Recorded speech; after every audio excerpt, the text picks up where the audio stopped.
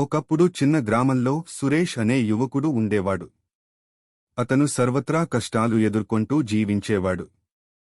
రోజు రాత్రి దేవుడికి ప్రార్థన చేసేవాడు, ప్రభూ, నాకు కాస్త ఆనందం ఇవ్వండి అని. ఒకరోజు విరాళం ఇచ్చేందుకు సురేష్ పక్కన ఉన్న ఆలయంలోకి వెళ్ళాడు.